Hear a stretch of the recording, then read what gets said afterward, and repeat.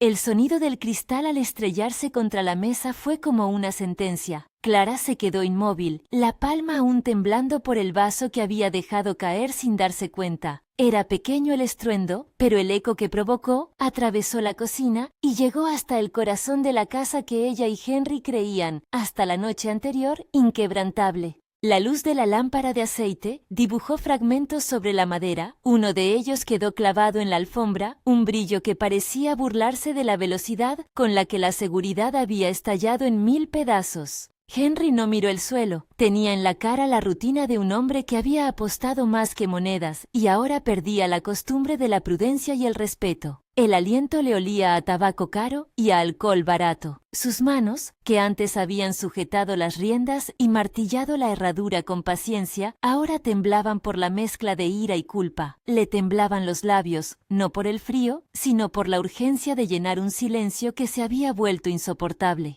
«No es tan grave, Clara», dijo él con la boca seca. «Fue una noche mala. Mañana lo arreglaré». La palabra «mañana» flotó en la cocina como un humo que no encontraba salida. Clara sabía que para Henry, arreglar significaba volver a confiar en la ruleta del salón, en las mismas manos en las que había dejado la llave de su hogar. Sabía que su marido había apostado más que monedas. Había apostado su palabra y, en un giro cruel, la casa. Mientras Henry hablaba, Clara pensó en la cuna que no llegaría a ver, en la colcha que había empezado a tejer con la intención de cubrir pequeñas cabezas, en el colgante de madera que su madre le había tallado y que ella llevaba siempre junto al corazón. Se vio a sí misma recogiendo lo que quedara de esa vida, metiéndolo en una maleta pequeña y saliendo a la calle con el olor del pan recién horneado en la memoria y la decisión clavada como una espina en la garganta. La conversación terminó sin gritos que fueran distintos a las noches anteriores. Henry prometió, juró, ofreció explicar. Pero sus promesas eran ya papeles mojados. Cuando la primera palabra de desprecio rodó por su boca, Clara entendió que quedarse sería aceptar la degradación de la que nadie la rescataría. No fue una sola escena de violencia física la que la empujó. Fueron las humillaciones, los silencios largos, la sensación de que poco a poco se convertía en una curiosidad doméstica más que en una compañera. Esa pérdida no era solo de ladrillo y tierra, era de un sitio para decir su nombre en voz alta sin pedir permiso. Y así, con la mochila al hombro y el colgante apretado entre los dedos, salió al polvo del pueblo. La noche era fría, las lámparas de la calle se doblaban por el viento y el pueblo, San Andreas, respiraba entre susurros y el tintinear lejano de vasos en el salón. Clara caminó por la plaza iluminada por faroles y por el débil resplandor de carteles que prometían suerte y vino. No buscaba suerte, buscaba una decisión. ¿A quién se acudía cuando el marido apostaba el techo que cubría una vida? La respuesta la esperaba donde la ciudad se desperezaba para jugar. El salón.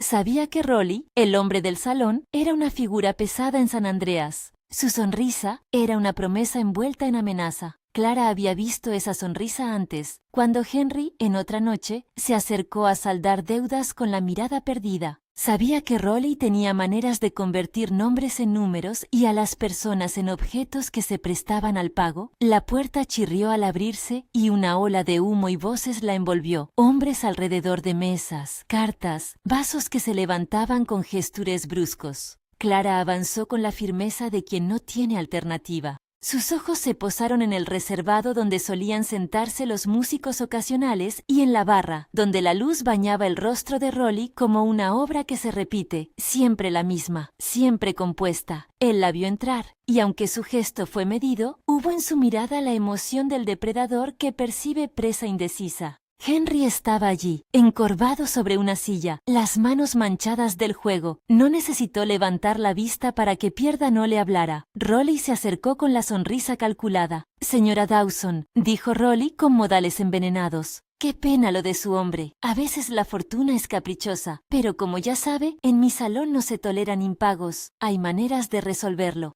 La manera que Rolly proponía estaba cubierta de eufemismos. Habló de compensación, de favor, de acuerdos, que en su traducción implícita significaban la necesidad de Clara de aceptar una vergüenza pública para saldar la deuda de su marido. Sus palabras cayeron sobre Clara como un tejido de tela áspera. Hubo quien miró, pero nadie levantó la voz. Las mujeres que podían haberla defendido estaban en sus casas o habían aprendido a no entrometerse. Los hombres cogieron sus vasos y desviaron las miradas. El salón, en su fealdad habitual, se volvió tribunal y espectáculo. Clara sintió el calor subir por su cuello, vergüenza, rabia, un odio frío hacia quien había convertido la vida de otros en juego de azar. ¿No habló? Eso sería darles lo que buscaban, una reacción, un espectáculo. Cambió la forma de respirar y preguntó, con la voz que le quedaba, por las condiciones. «No estoy aquí para vender mi nombre», dijo. «¿Qué propone usted exactamente?»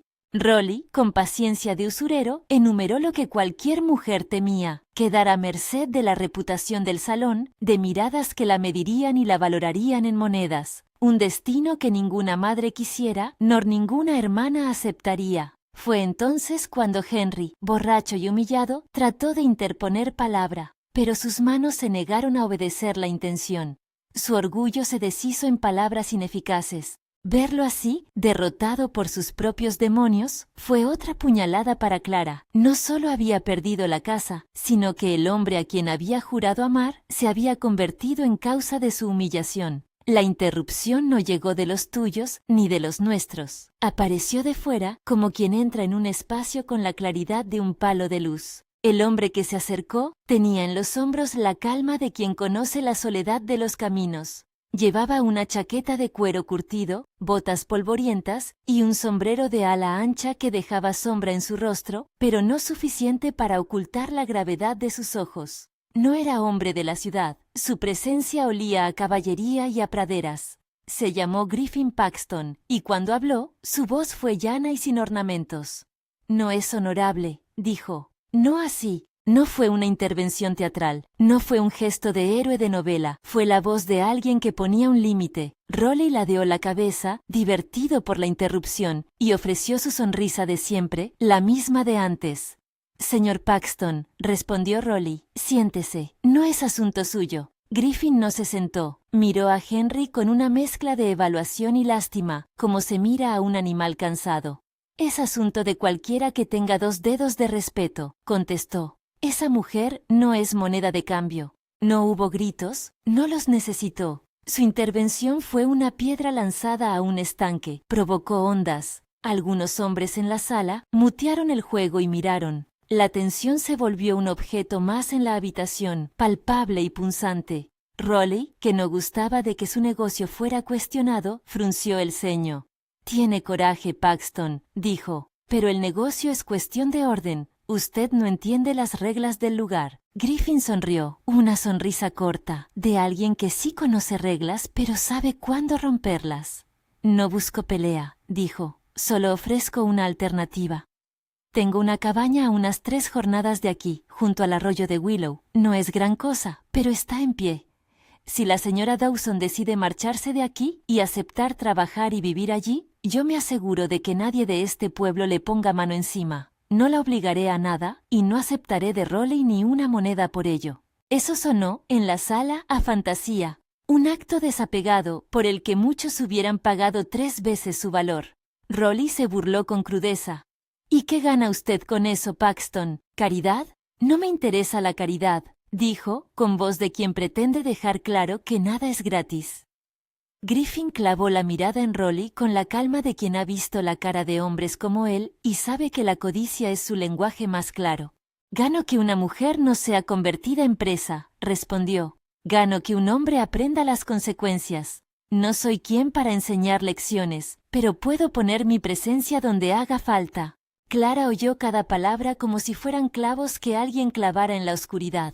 No era una proposición sin precio. La oferta de Griffin no borraba la atmósfera de la sala ni el peso de lo que había ocurrido. No devolvía el hogar que Henry había arrancado con su apuesta, pero ofrecía un espacio donde empezar a entender la palabra hogar de otra forma. Clara sintió que la decisión que tomó en ese instante no fue un acto de prostitución de su voluntad, sino un uso responsable de ella. Ella aceptó la oferta, no como deuda, sino como reordenación de su vida. «Iré», dijo Clara, «pero no como quien se entrega». Iré porque quiero resguardar lo que aún me queda, y porque me niego a que me conviertan en pago. Sus palabras encontraron, por primera vez en la noche, un silencio que no la humilló. Griffin asintió con respeto. Henry se levantó para protestar, arrastrando palabras que no tenían fuerza. Rolly bufó, haciendo notar que su negocio había perdido la jugada. La gente del salón murmuró y luego volvió a sus cosas. La noche seguía, pero para Clara algo había cambiado. Tenía un témpano de decisión en la mano. Antes de marchar, alguien mostró un gesto de humanidad.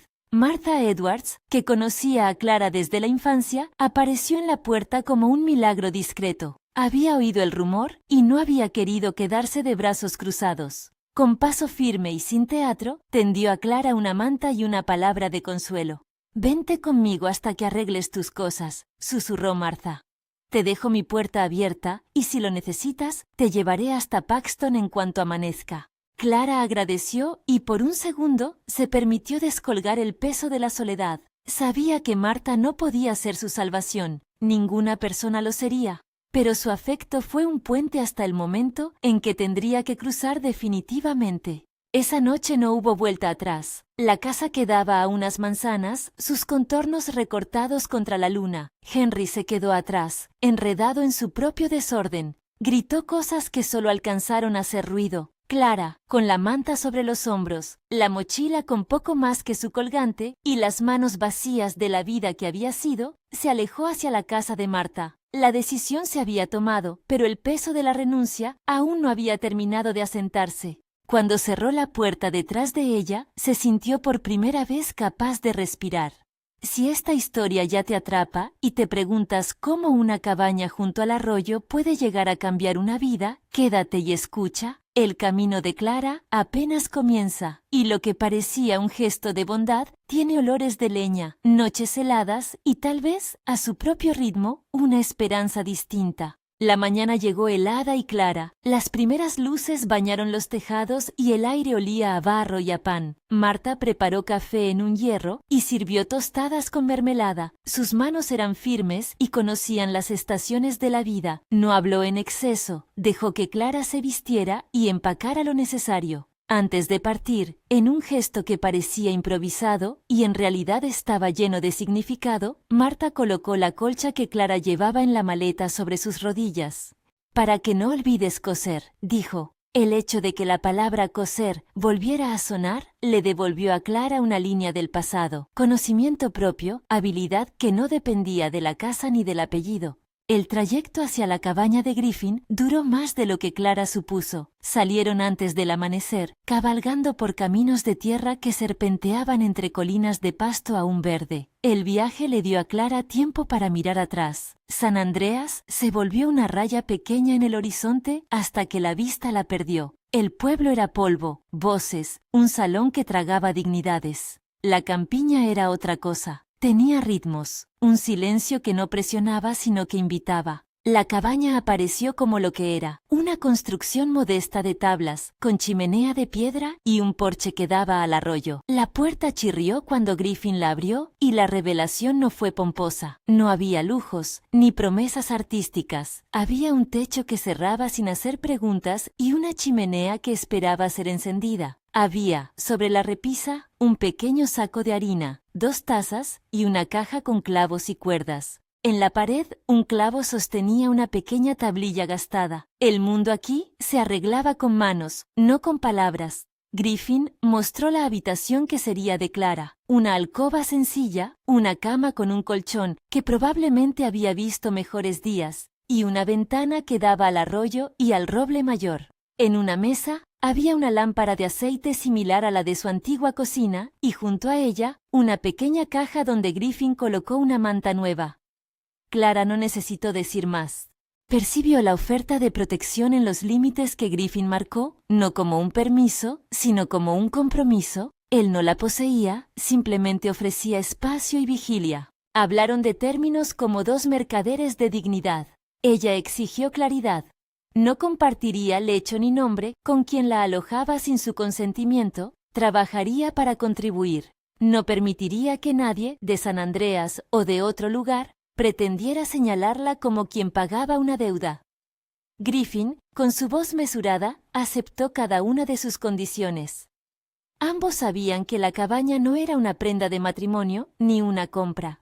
Era un punto de partida donde Clara podría recomponer lo que le pertenecía, su tiempo, su trabajo, su reputación. Esa primera noche en la cabaña fue de sonidos nuevos. El arroyo murmuraba como un viejo amigo, la madera crujía cuando el frío se asentaba. El fuego les dio su azul y el calor, su consuelo. Clara encendió la lámpara y la observó como quien mira un relámpago doméstico. En aquel círculo de luz, cosió el primer remiendo sobre una manga que llevaba en la mochila. Un gesto pequeño, repetido, que la devolvía a una identidad que no dependía del techo que había perdido. No todo fue ternura ni tranquilidad. Hubo momentos en que el recuerdo de Henry asaltó a Clara con la fuerza de una marea. Su voz en la penumbra, los golpes de la puerta esa noche, la sensación de que podría aparecer y reclamar más que la casa. La sombra de la humillación pesó sobre sus hombros. Aún así, cuando eso ocurrió, Griffin no se convirtió en vigoroso protector al estilo de las novelas. Puso límites y presencia. Vigiló desde fuera. Preparó leña. Cruzó miradas con la mujer de al lado, Marta, para asegurarse de que nadie de la ciudad actuara fuera de lugar. Había prudencia en su manera de estar, no grandilocuencia. La convivencia se organizó con el ritmo de la necesidad. Él cuidaba del establo, del caballo y de reparación de la cabaña.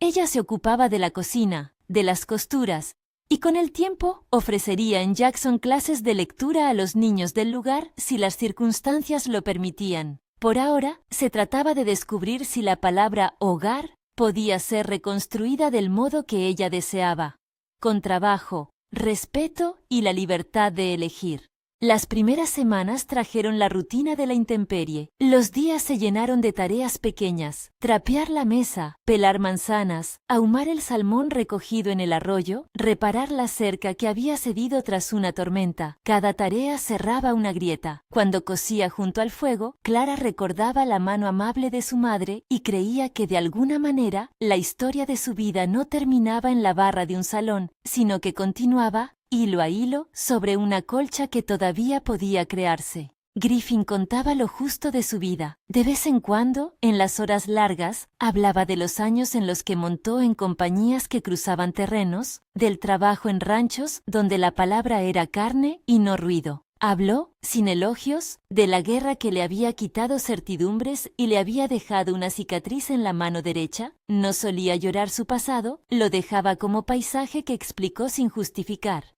Fue Clara quien, en una de esas tardes de silencio, le mostró el colgante de madera que aún colgaba en su cuello, y él lo miró como un objeto vivo capaz de dictar recuerdos.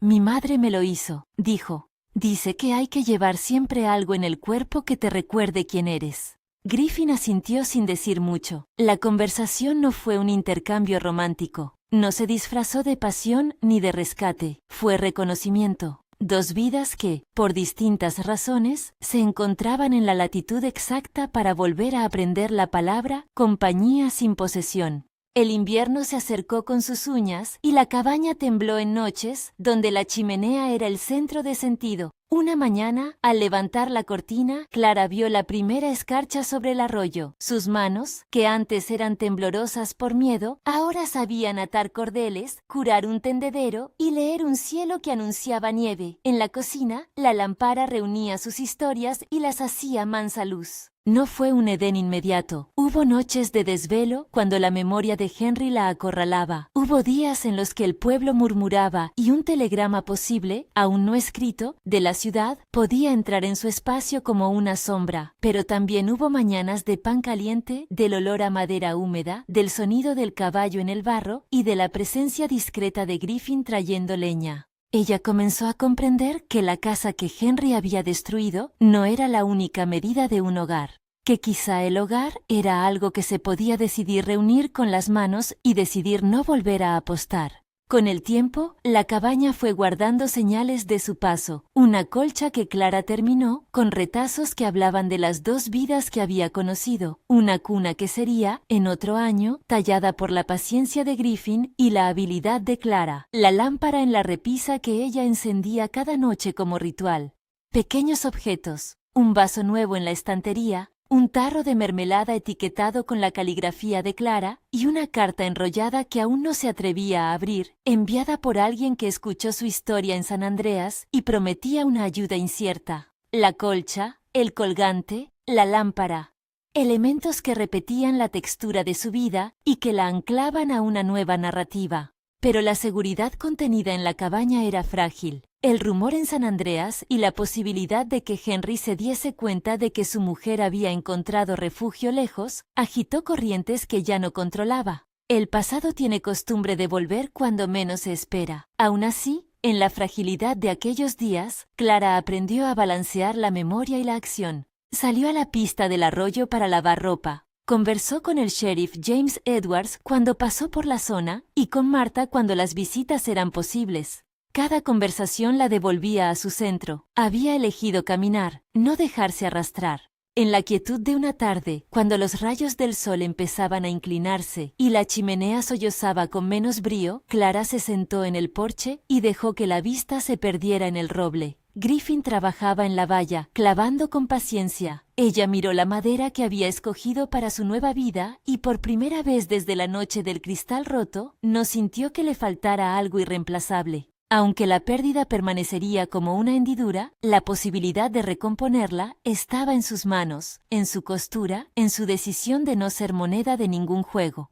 El invierno se acercó en serio, la nieve terminaría por cubrir la tierra y haría del mundo un lugar de control y silencio, pero allí, en esa cabaña, Clara empezó a construir herramientas más sólidas que la mera supervivencia, vínculos de respeto, una rutina de trabajo y una reputación que se sostiene con hechos. El viento aullaba en la noche, pero dentro, la lámpara ardía. Afuera, la forma del pueblo y del salón se desdibujaba. Adentro, el hogar que Henry había destruido dejaba de ser la medida de todo. Había, sin embargo, una nota que no había terminado de sonar. El pasado puede ser paciente y suele volver con sus facturas. En una tarde helada, al llegar el cartero con la correspondencia del pueblo, llegó un sobre que Clara no deseaba ver. La caligrafía de Henry, quizá impulsada por vergüenza, quizá por otra cosa, quizá por la idea de que lo perdido puede recuperarse si se suplica lo suficiente. No lo abrió de inmediato, lo sostuvo en sus manos, frío como si fuera de metal, y decidió dejarlo sobre la mesa hasta que supiera qué hacer.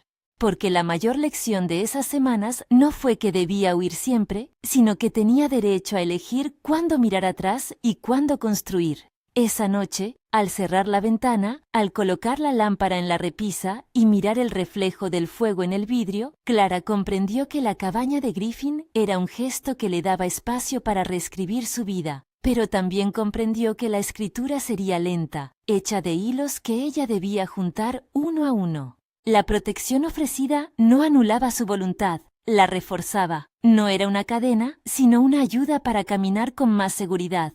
Mientras el arroyo murmuraba y la brasa dejaba su última ceniza, Clara tomó la aguja y la colcha. Empezó a coser un retazo oscuro, poniendo la mano sobre el tejido y guiando el hilo con la paciencia ganada en estas semanas. No sabía aún qué diría el sobre o cómo volvería Henry a su historia, pero sabía que, sentado o acostado, su hogar ya no era solo la casa que había perdido, era la mesa que abastecía la comida, la lámpara que alumbraba su trabajo, la voz de alguien que la trataba como igual. En la penumbra, mientras la aguja atravesaba el cuero gastado de la colcha, Clara dejó que la noche llegara. El comienzo estaba en marcha, la reconstrucción esperaba el tiempo necesario para probar su verdad.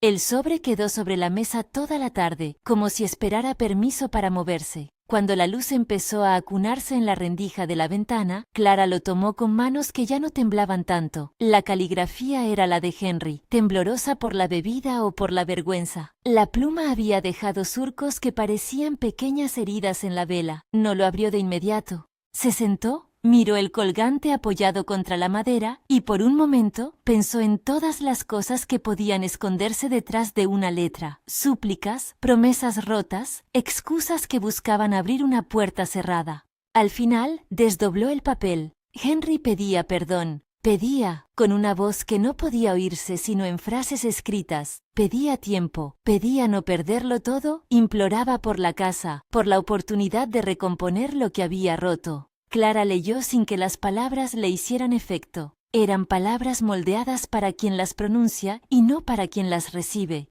En la tinta había tantas noches jugadas como botellas vacías.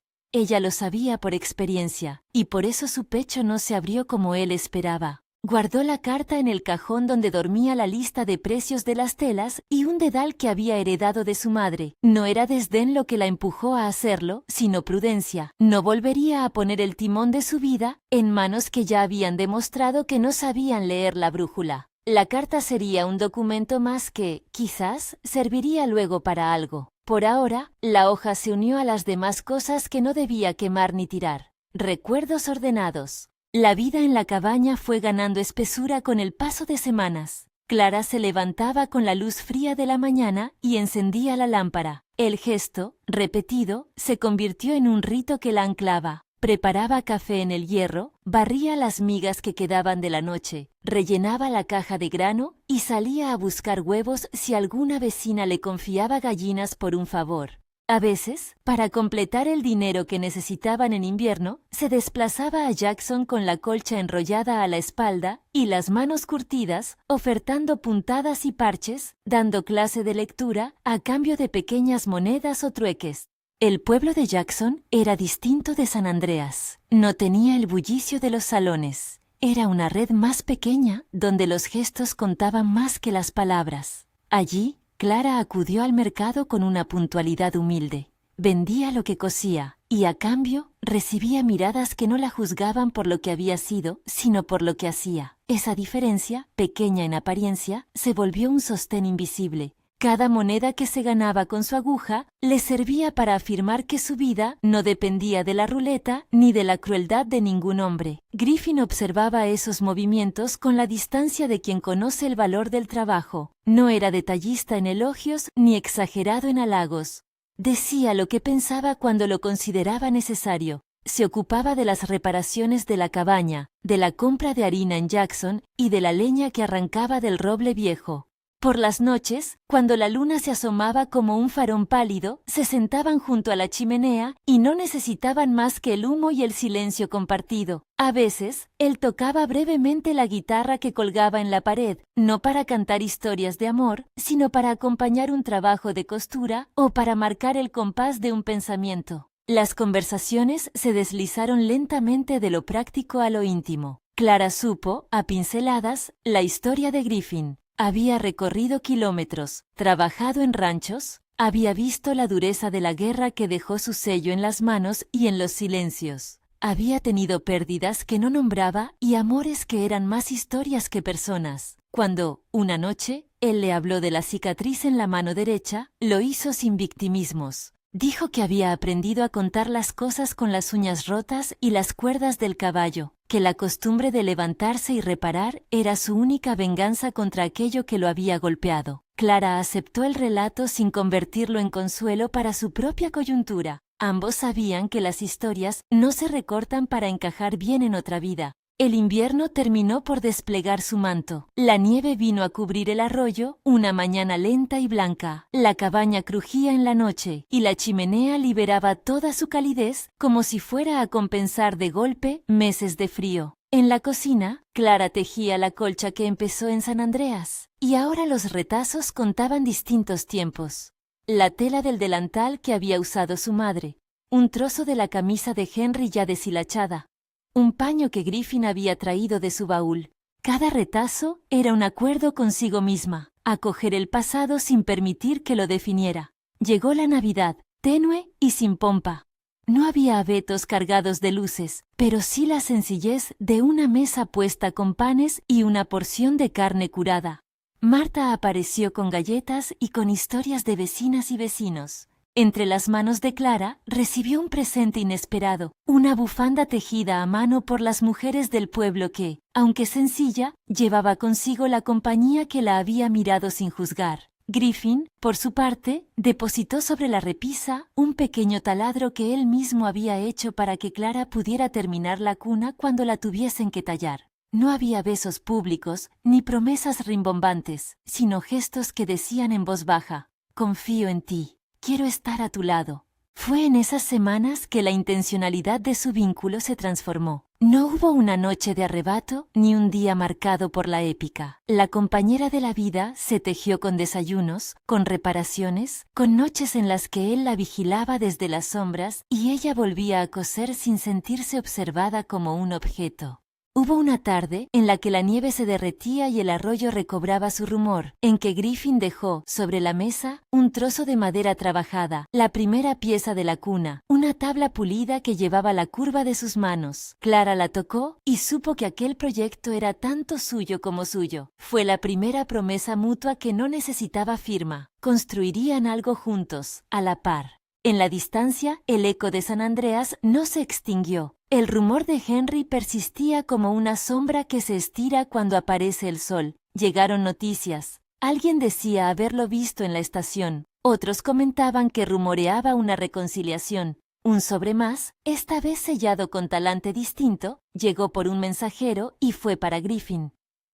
Dentro, una nota escueta anunciaba que Henry estaba de vuelta en el pueblo y que no se callaría hasta intentar recuperar lo que consideraba suyo.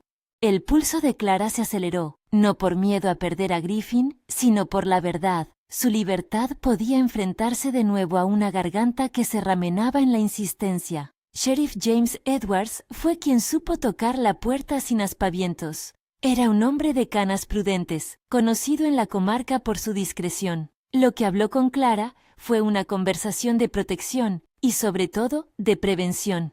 Le explicó, con la cautela de quien no promete milagros, que la ley no siempre correspondía a la lógica del corazón y que en casos de disputa marital y abandono había procedimientos que podían ser útiles, según la narración. Le ofreció su discreta ayuda y se comprometió a que, en caso de que Henry volviese con intenciones mayores que la palabra, él mismo intervendría para que todo quedase dentro de un orden civilizado.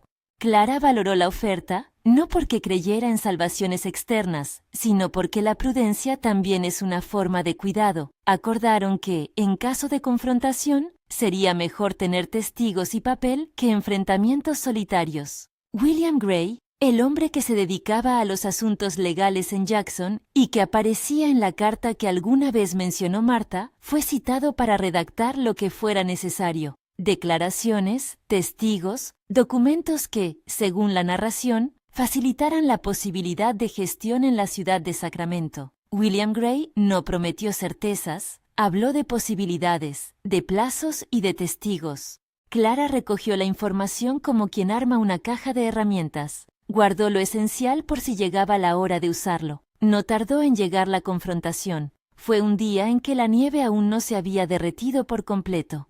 Henry apareció en la senda de la cabaña como si no le costase la vergüenza. Su figura era una mezcla de orgullo y derrota, y sus palabras traían la mezcla conocida de súplica y reproche. Quiso gritar y exigió explicaciones. Quiso la casa. Quiso la posibilidad de retornar al confort. Pero, sobre todo, quiso subjugar la idea de que alguien hubiera ocupado el lugar de su pérdida con dignidad.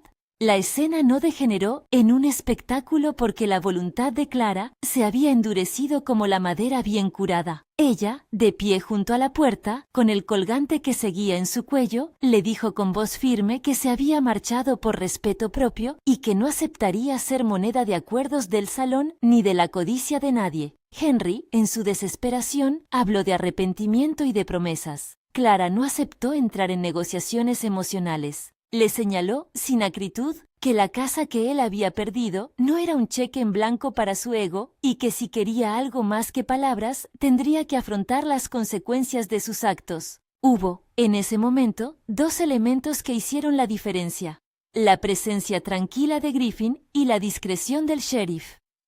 Griffin se plantó en el porche sin mostrar señales de hostilidad, pero dejando claro con su sombra y su cuerpo que la cabaña no era un lugar para repetir actos pasados.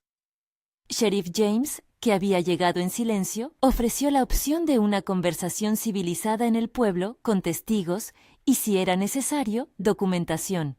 Henry, acorralado por su propio orgullo y por la evidencia de que la comunidad ya no le miraba como víctima, terminó por aceptar, o al menos fingir aceptar, hablar. La negociación fue amarga, pero no humillante. Henry firmó, bajo la atenta mirada de William Gray y del sheriff, un papel que, según la narración, se entendería como abandono y renuncia a reclamaciones futuras. Clara exigió, con la calma de quien ya había aprendido a no rendirse, que la firma viniera acompañada de una renuncia pública y de la promesa de no interferir en su vida. Henry firmó, y por un instante, la tinta pareció secarse más rápido que la respiración en sus cuerpos. No fue una victoria teatral, fue la soberanía de una mujer que decidió no volver a negociar su dignidad. En el transcurso de esos días, la comunidad se posicionó. Muchos vecinos, que recordaban cómo Henry había perdido el rumbo, no se escudaron en la misericordia.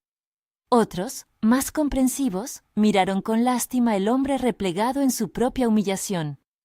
Raleigh, que de algún modo había iniciado la cadena de humillaciones, vio cómo su influencia se reducía en la región. No porque hubiera justicia poética, sino porque la narrativa social cambió. Una mujer se negó a ser la moneda, y una cabaña no se convirtió en botín. La voz de Griffin se mantuvo en su sitio. No hostigó, no buscó revancha, su postura fue la de quien cumple con su ofrecimiento sin buscar premios morales. Aún así, fue necesario asegurar la decisión con más firmeza. La partida hacia Sacramento se organizó con la lentitud propia de quien viaja sin lujos. William Gray preparó los papeles y les explicó que, según la narración y por los trámites que manejaba, la posibilidad de obtener un reconocimiento de abandono existía. No prometió una resolución inmediata ni con certezas técnicas, y dejó claro que algunos aspectos se situaban en indefinido por cuestiones de la época y del marco legal. Clara agradeció la sinceridad. No quería promesas, solo herramientas que ayudaran a cerrar una puerta sin espectros.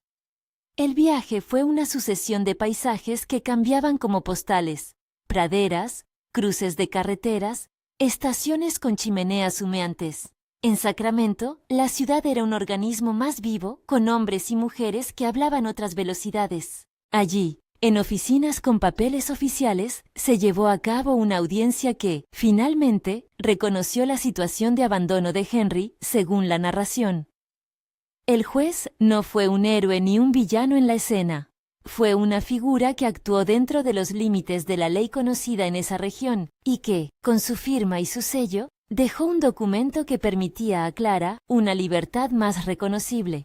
No es mi intención afirmar la exactitud de cada paso legal. En muchos puntos, el procedimiento de la época es indefinido. Lo que importa es que la resolución le permitió a Clara pasar de una condición ambigua a otra claramente propia. Cuando regresaron a la cabaña, la sensación fue de alivio contenida. Clara había ganado, no por una intervención divina, sino por su decisión y por las herramientas que había utilizado con inteligente paciencia. No había celebración bulliciosa, hubo, en cambio, la sobriedad de quien conoce el valor de un trámite bien hecho. En la repisa, la lámpara brilló con más intensidad esa noche, como si la luz fuese una metáfora que por fin entendía su papel: alumbrar la vida que había decidido no regalar. El matrimonio entre Clara y Griffin no llegó de inmediato. Hubo semanas de afirmación mutua, de conversaciones sobre la propiedad cercana que él había mencionado la primera vez. Una parcela con árboles jóvenes, un terreno con un arroyo y sol suficiente para una pequeña huerta. Ambos acordaron, sin prisa, que si iban a unir sus vidas sería como iguales. Clara puso sobre la mesa su trabajo, su colcha, su idea de fundar una escuela algún día, y Griffin aportó la disposición de construir y la experiencia en labores del campo. La boda, cuando llegó, fue sencilla. No hubo grandes fastos ni promesas ruidosas. En la iglesia de Jackson, Marta llevó la lista de invitados y el sheriff ofició con su buena voluntad. Los vecinos trajeron panes, y la repisa de la cabaña guardó la lámpara que Clara había encendido tantas noches. Clara no se arrodilló con necesidad de redención. Caminó con la seguridad de quien elige una compañía para multiplicar esfuerzos. En sus manos, además del anillo, había la convicción de que su vida no recuperaba el pasado, sino que avanzaba hacia otra cosa. Compraron, poco después, esa propiedad junto al arroyo. No fue la mansión de los cuentos, sino la tierra donde plantar y donde levantar un hogar. La casa que construyeron fue fruto del trabajo conjunto, tablones traídos por Griffin, la cuna tallada por sus manos, la colcha terminada por Clara, la lámpara que quedó en la cabecera de la nueva cocina. Cada objeto llevaba una historia. La escuela que Clara siempre había soñado comenzó como un pequeño cuarto en la parte trasera de su hogar. Un tablero, unas sillas, una caja con libros que había conseguido gracias a donaciones y al intercambio por clases particulares. Su lazo se fortaleció con la llegada de los hijos. James nació en una mañana clara, con el llanto que despertó la casa entera. Emma siguió 2 años después, y Thomas, al cabo de otro tiempo, trajo la risa que siempre faltaba en una familia trabajadora. Clara y Griffin criaron a sus hijos con las reglas que ambos valoraban: trabajo, lectura y respeto por las manos que labran la tierra. Clara enseñaba lectura en la pequeña escuela, y poco a poco la reputación de ese lugar se extendió. Niños de campos cercanos acudían con hambre de letras. Algunos traían frutas, otros un puñado de huevos en agradecimiento. La escuela no era un negocio, era la promesa cumplida de una mujer que decidió no permitir que su historia terminara en la barra de un salón. El epílogo de la historia de Henry llegó años después, con la noticia de su muerte. Fue una muerte que dejó distintas reacciones: compasión por quienes venían de la desgracia y la pérdida, alivio para quienes habían padecido su desorden. En su lecho final, según la narración, dejó una carta que Clara recibió en un sobre arrugado, con la tinta dispuesta a pedir perdón una vez más. En esa misiva, Henry narraba la conciencia de su ruina y ofrecía, como gesto final, una restitución que no borraba lo sucedido, pero que, en cierto modo, intentaba reparar. Dinero enviado, una suma que nunca reemplaza la dignidad, pero que puede ser útil, destinado, según sus últimas palabras, a algo que haga que mi error no sea en vano. Clara no se dejó arrastrar por la emoción fácil. Asesorada por William Gray y con la bendición prudente del sheriff, decidió convertir aquella suma en un fondo para la escuela que sostenía. No fue una decisión espontánea, sino deliberada. Convertir la ofrenda de Henry en una posibilidad para otros. La comunidad, que en su momento la había mirado con condescendencia, ahora la miró con respeto. Años atrás, aquella misma comunidad había sido el lugar donde su honor se jugó. Ahora era el lugar donde su legado se afirmaba. La escuela prosperó con el paso del tiempo. Clara contrató a otras mujeres para que enseñaran cuando ella debía ocuparse de los niños. La cuna que Griffin talló consiguió su víctima de noches de canción y sueño amable. La colcha que comenzó en San Andreas cubrió tantas cabezas que perdió el sentido de ser solo un objeto. El roble que había visto desde su ventana se convirtió en punto de encuentro para los juegos infantiles. La lámpara, que ella encendía cada noche con devoción, quedó sobre la repisa como testigo de años en los que la vida se recompuso hilos a hilos. Hubo reconocimiento, a su modo. No fue la gloria de los libros ni la rama de un árbol público en su honor. Fue un reconocimiento cotidiano. Madres que dejaban a sus hijos en la escuela con la certeza de que serían leídos y enseñados. Hombres que venían a reparar la cerca y se marchaban con la lección de que la dignidad se mantiene con trabajo. Viejos que recordaban la noche del cristal roto y sonreían con la comprensión de que la caída no siempre determina el futuro. Griffin y Clara envejecieron con la paz de quienes supieron poner su acción donde importaba. Él siguió siendo un hombre de pocas palabras, y ella, la que hablaba en público con voz templada, explicaba la importancia de aprender a leer. El tiempo mostró, en la pátina de sus manos, que lo que se aprende sobre el terreno no se olvida. Las manos que cultivan, que cosen, que enseñan, que sostienen. Muchos años después, una mañana de primavera, Clara se sentó bajo el roble y miró a sus hijos correr con la libertad que ella misma había reclamado. James, Emma y Thomas habían crecido en el ejemplo de trabajo y amor compartido. Habían heredado la cuna, la lámpara y la colcha, pero sobre todo habían heredado la idea de que un hogar no es solo un tejado, es la suma de manos que lo cuidan. En el otoño de su vida, cuando la casa ya tenía tablas nuevas y ventanas repuestas, Clara y Griffin caminaron por la senda que conducía al arroyo. Ella sostenía en la mano el colgante que nunca dejó. Él, la herramienta con la que tallaba. No hubo grandes palabras, no hubo discursos conmovedores. Solo la sensación de que la casa que Henry había perdido les había ofrecido, en clave de ruina, la ocasión de encontrar otra manera de habitar el mundo. El título de esta historia dice, con la contundencia de un acontecimiento, que su esposo destruyó su hogar, hasta que un vaquero le ofreció su cabaña y protección. Esa frase resume un viaje, pero deja fuera lo más importante, que la cabaña no reparó la ruina por sí sola, y que la protección que ofreció Griffin se transformó en oportunidad porque Clara, día a día, decidió recuperar su nombre. La cabaña fue refugio, sí, la protección fue real. Sí, pero la verdadera reconstrucción nació de la determinación de una mujer que no aceptó ser moneda de nadie.